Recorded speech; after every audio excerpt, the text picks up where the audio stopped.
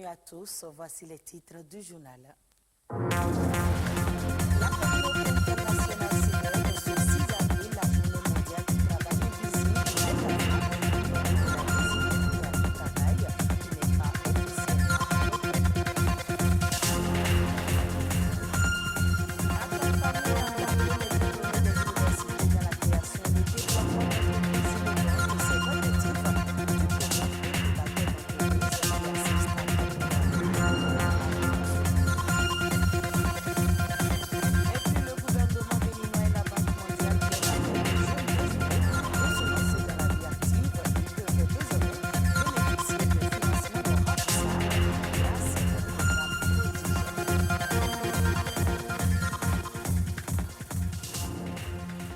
Connaissez-vous le travail invisible? A priori, on pourrait penser qu'il s'agit du travail non déclaré ou des professions officiellement interdites. Et pourtant, il n'en est rien. Il s'agit en fait du travail qui n'est pas reconnu comme tel et non comptabilisé dans la création de richesses au sein d'un pays.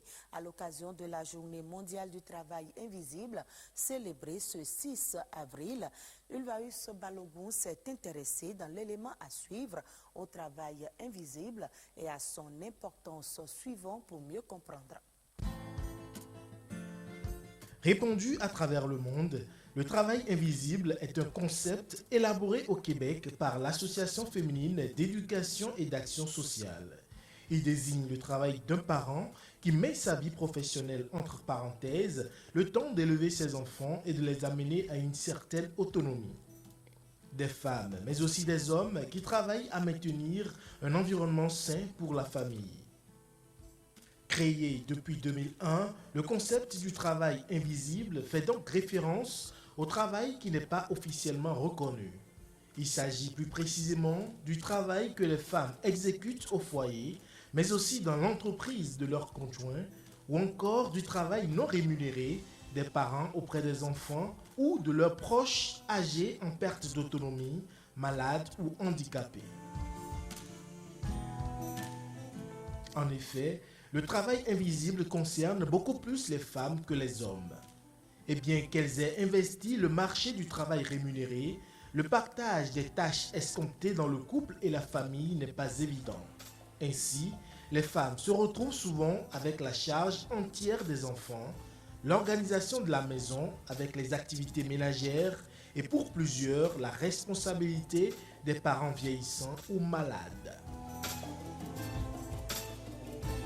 Si individuellement ce travail invisible peut paraître dérisoire aux yeux de certains, mis bout à bout, il pèse lourd.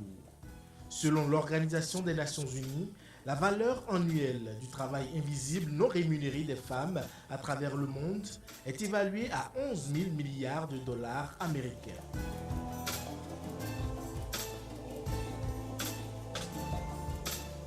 Le combat aujourd'hui pour de nombreuses femmes est la reconnaissance de ce travail.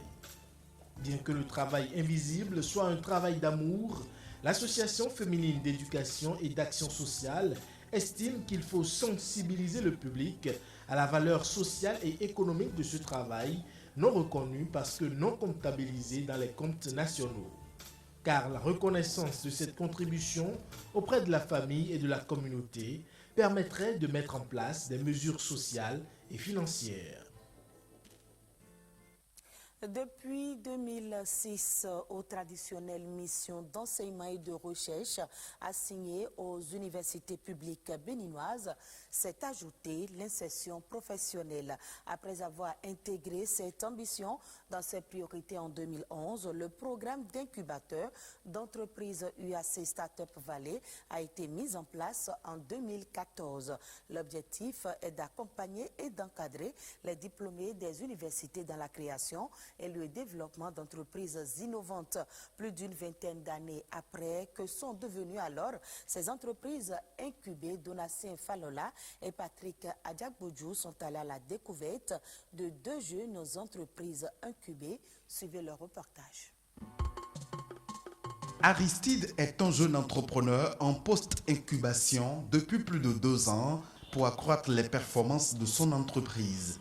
Il a créé la première plateforme de mémoire en ligne au Bénin. Une idée d'entreprise qui vise à collecter et à mettre à disposition du public les mémoires soutenues dans les universités privées et publiques du Bénin en version numérique. Donc nous sommes dit en version numérique, c'est plus facile. Partout où il y a Internet de la maison, l'étudiant peut accéder aux mémoires disponibles et rapidement voir ce qui correspond à son thème pour pouvoir faire la synthèse bibliographique de son mémoire. Des mémoires que cette start-up rend accessibles sur Internet et qui peuvent être téléchargées. Dans le processus de téléchargement, il y a des mémoires qui sont en version gratuite et des mémoires en version payante. Donc les mémoires téléchargées en version payante, il y a l'auteur qui bénéficie d'un pourcentage et également notre start-up qui bénéficie d'un pourcentage. Tout comme Aristide, ces 3 jeunes et d'autres étudiants sont porteurs d'une idée d'entreprise basée sur l'accès à l'énergie en milieu rural. Dans les milieux ruraux, il existe des localités qui n'ont pas accès à ces services de base de l'énergie au fait. Dû à plusieurs raisons, le milieu est carrément inaccessible au réseau électrique où ils sont tellement reculés au point où les alimenter revient beaucoup plus cher à l'État. Nous essayons de trouver les produits adéquats aux populations, que ce soit des installations directement fonctionnant à l'énergie solaire, leur donnant accès à l'énergie de base, ou plutôt que ce soit directement des kits qui sont mis à leur disposition et autres. Pour concrétiser leurs rêves, ces jeunes diplômés sortis des universités publiques du Bénin ont été accompagnés et encadrés par le programme d'incubateur d'entreprise UAC Startup Valley de l'université d'Abomey-Calavi. UAC Startup Valley, je m'en souviens bien, c'était en 2018 qu'on a intégré les rangs de UAC Startup Valley. Ils nous ont aidé à parfaire notre idée d'entreprise, ils nous ont permis de réaliser l'étude de faisabilité, de rentabilité de l'idée. Et ensuite, ils nous ont également permis d'élaborer le business plan, le business model. C'est cela qui nous a permis d'aller sur le marché du financement au fait. Grâce à l'incubateur UAC Startup Valley, ces jeunes ont été lauréats de plusieurs prix et financements au plan national, continental et international. Un modèle entrepreneurial qui fait d'eux des entrepreneurs professionnels durables. UAC Startup Valley est là et nous pousse, nous donne tous les moyens qu'il faut pour pouvoir obtenir une entreprise performante. Actuellement, nous nous comptons parmi le rang des moyennes entreprises. C'est déjà pour nous un bon élan et nous espérons d'ici peu également atteindre le rang des grandes entreprises au Bénin. En 5 ans, 1059 étudiants ont bénéficié du programme UAC Startup Valley avec 485 idées et projets d'entreprise qui ont généré 99 entreprises collectives pour un chiffre d'affaires moyen annuel de 1 milliard de francs CFA dans les domaines de l'agrobusiness, des TIC et des services à haute valeur ajoutée. Depuis le 1er avril dernier, la première phase de vaccination contre la COVID-19 a démarré dans les 4 départements retenus par le ministère de la Santé. Cette phase privilégie le personnel de santé, les personnes âgées de 60 ans et plus, ainsi que les personnes ayant des comorbidités. Une équipe de la rédaction était à la direction départementale de la santé du littoral, l'un des centres retenus pour le constat. À notre arrivée sur ce site retenu pour la campagne de vaccination, pas de personnes de plus de 60 ans dans les sièges pour recevoir le vaccin. Isiakou est agent de santé en service à l'aéroport. Ce matin du 1er avril, il ne se fait pas prier avant de venir se faire vacciner. Ici, c'est à des dispositions particulières qu'il va faire face. Lorsque je suis venu, je me suis enregistré. Une fois enregistré, ils m'ont donné une fiche d'aller lire. J'ai lu, je suis venu, ils ont pris ma température. Une fois après la température, je suis parti, ils m'ont enregistré, ils m'ont donné un carnet. Ils m'ont dirigé vers l'infirmier qui devait me faire le vaccin. Une fois fini d'être vacciné, je suis venu ici, ils m'ont donné des comprimés, le paracétamol. Ils m'ont dit que je vais prendre 2. 6 heures de temps après, je dois encore prendre 2. Que je vienne m'asseoir ici pendant 15 minutes pour voir la réaction. Tout comme lui, d'autres agents de santé venus également se faire injecter ce liquide précieux en cette période de crise sanitaire. Nous avons choisi de recevoir cette première dose parce que on l'a trouvé important pour d'abord nous protéger et protéger ceux qui sont aux alentours de nous. Je suis venue me faire vacciner aujourd'hui parce que je suis agent Covid, je travaille sur l'un des sites et je suis en contact permanent avec le virus. Difficile pour l'heure d'avoir le nombre de personnes vaccinées jusque-là. L'engouement semble faible à notre venue, mais pas de taille à décourager. Ça se passe très bien, comme vous le voyez. Les gens sortent pour venir faire la vaccination. Nous avons sur le site les agents de santé, les cibles retenues, les personnes âgées, les gens avec comorbidité. Ils passent et ça se passe très bien. Eric vient également pour recevoir une dose du vaccin, mais il ne pourra voir son désir se réaliser. Il ne remplit pas les critères. Je me suis dirigé vers le centre pour me faire vacciner. Il fait que les agents m'ont finalement fait comprendre que la première phase ne nous concerne pas, nous qui avons déjà 18 à 60 ans pour la première phase. Et que cette première phase concerne rien que les agents de santé d'abord et ceux-là qui ont au-delà de 60 ans. Et que ça sera peut-être à la seconde phase là que nous on sera concernés. En attendant cette seconde phase, ceux qui ont déjà reçu la première dose attendent la seconde afin d'être entièrement protégés de la Covid-19.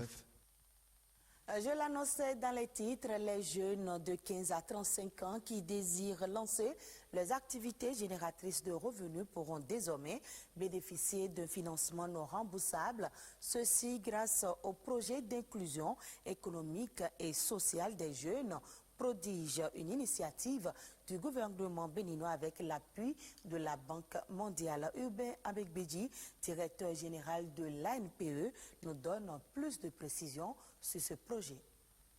Il s'agit de prendre en compte une catégorie de jeunes qui a souvent été laissée pour compte, que je dis souvent laissés sur le trottoir.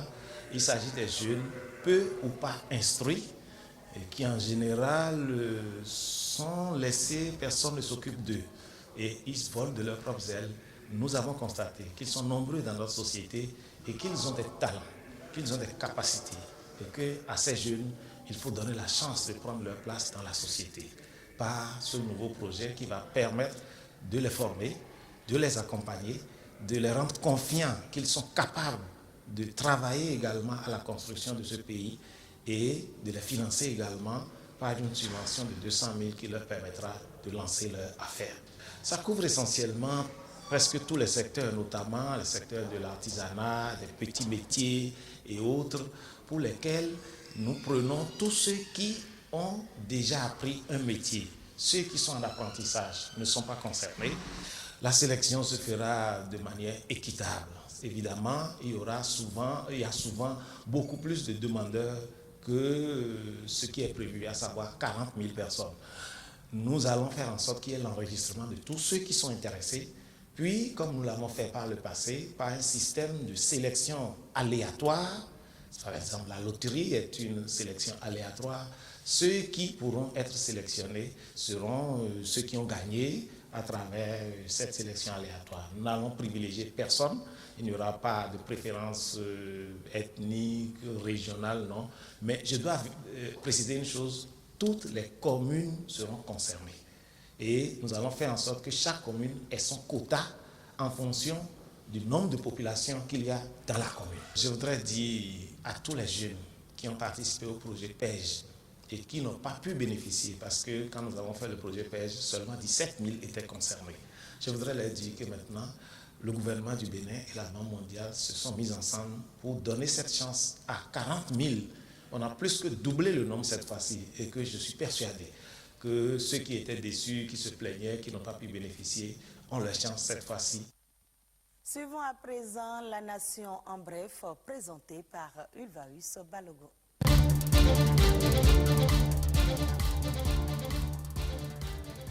Le vent des réformes vient de souffler sur l'organisation de l'examen du permis de conduire au Bénin avec la dématérialisation de l'épreuve du code.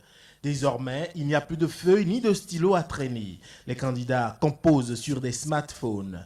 Une fois identifiés sur la plateforme dédiée à l'examen, pour chaque question, les choix de réponses sont alignés de sorte que le candidat coche avec ses doigts les réponses qu'il estime fondées. En moins de 20 minutes, l'épreuve est finie et les candidats voient aussitôt leurs notes s'afficher à l'écran du smartphone. Le e-code permis devient donc une réalité pour garantir la fluidité et la transparence pour l'obtention du permis de conduire. Le Bénin a signé le 1er avril dernier une convention de crédit avec la Banque internationale Natixis pour un accès durable à l'électricité d'un montant global de 326 millions d'euros, soit environ 214 milliards de francs CFA. Les fonds mobilisés permettront le financement du projet d'accès durable et sécurisé du Bénin à l'énergie électrique qui représente l'un des projets phares du programme d'action du gouvernement. En plus de répondre aux besoins croissants des citoyens en énergie fiable, le projet couvre 8 départements et va permettre d'alimenter plusieurs zones d'activité, renforçant ainsi la montée de l'attractivité du Bénin auprès des investisseurs industriels et économiques.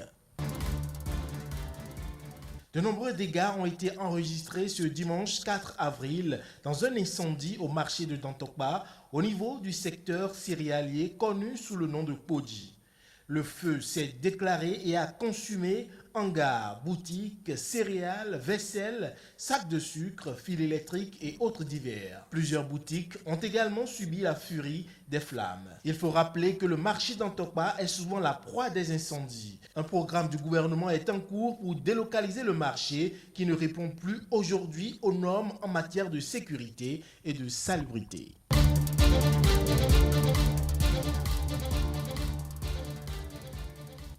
Et voilà qui vient mettre un terme à ce journal que vous pouvez suivre également sur le www.ortb.bj. Merci à vous de nous avoir suivis.